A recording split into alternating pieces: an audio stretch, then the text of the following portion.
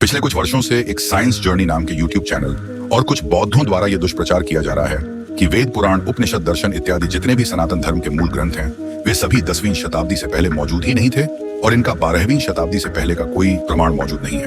अगर आप भी सबकी तरह इस पाखंडी की वीडियो से भ्रमित होकर आए हैं तो बिल्कुल रिलैक्स हो जाइए, क्योंकि आज की इस वीडियो में हम वेदों के पुरातात्विक प्रमाणों की ही चर्चा करेंगे। हमारे लिए इस इंपॉर्टेंट टॉपिक को कवर करना इसलिए भी जरूरी है क्योंकि जिस तरह से सनातन धर्म पर सवाल उठाए जाते हैं कि यदि वेद 10वीं शताब्दी से पहले अस्तित्व में थे तो इनका प्रमाण हमें 10वीं शताब्दी से पहले क्यों नहीं मिलता। तो आज की इस वीडियो में हम इसी बात की चर्चा करेंगे और साथ ही साथ इस धूर्त पाखंडी साइंस जर्नी को एक्सपोज भी करेंगे, इसलिए वीडियो के लास्ट तक बने रहें। तो अक्सर कुछ बौद्धों के द्वारा यह दावा ठोका जाता है कि वेदों को ब्राह्मणों ने 11वीं शताब्दी में अपना पाखंड फैलाने के लिए लिखा था और 10वीं शताब्दी से पहले कहीं पर भी वेदों का नाम तक नहीं मिलता।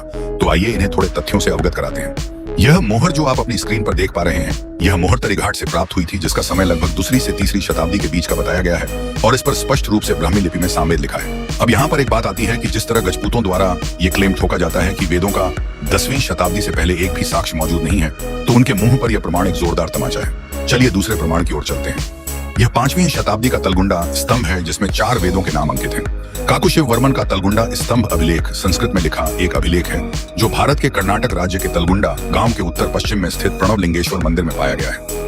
यह कठोर भूरे ग्रेनाइट पर उत्कीर्ण है और इसका समय 455 से 470 ईस्वी के बीच का बताया गया है। इसमें स्पष्ट रूप से ऋग्वेद, सामवेद, यजुर्वेद और अथर्ववेद के नाम अंकित हैं। अब सवाल यह उठता है कि यदि वेदों को 11वीं शताब्दी के बाद लिखा गया तो चारों वेदों के नाम 5वीं शताब्दी में कैसे मिल रहे हैं। जिस तरह ये लोग इतने बड़े प्लेटफॉर्म पर बैठकर झूठ फैलाते आ रहे हैं और खुद को हिस्टोरियन बताते हैं, तो मेरा उनसे यही प्रश्न है कि वेद यदि 10वीं शताब्दी के बाद लिखे गए थे तो यह प्रमाण आपके दावे के विपरीत कैसे है। आइए अब आपको एक और प्रमाण दिखाता हूँ। यह 6ठी शताब्दी ईस्वी का कलचुरी युग का एक शिलालेख है जिसमें कृष्ण यजुर्वेद के तैत्तिरीय शाखा का उल्लेख है। कलचुरी काल के इस शिलालेख में स्पष्ट उल्लेख है कि कैसे ब्राह्मण वेदों को सीखते थे और उन्हें श्रुति मौखिक परंपरा के साथ अगली पीढ़ी तक पहुंचाते थे। इस शिलालेख में कांचला नामक एक ब्राह्मण के बारे में बताया गया है कि वह कैसे वेदों को सीखता था। दोस्तों, अब यह बात तो स्पष्ट है कि वेद 10वीं शताब्दी से पहले भी मौजूद थे और यहाँ पर एक बात ध्यान देने योग्य है कि उस काल में वेदों को मौखिक रूप से पढ़ाया जाता था। बौद्ध अक्सर यही रोना रोते हैं कि वेदों को भगवान बुद्ध के बाद लिखा गया, परंतु जब हम बौद्ध धर्म के मुख्य ग्रंथ त्रिपिटक की ओर चलते हैं जिसका समय 3री से 4थी शताब्दी ईसा पूर्व बताया गया है, उसमें भी हमें वेदों का स्पष्ट उल्लेख देखने को मिलता है। अतः इससे ये बात सिद्ध होती है कि भगवान बुद्ध भी वेदों के बारे में जानते थे और उन्होंने भी वेदों को पढ़ा था। तो जो लोग हर समय वेदों के पुरातात्विक प्रमाण मांगते फिरते हैं, तो यह वीडियो वेदों के पुरातात्विक प्रमाणों के संदर्भ में सबसे उपयोगी है।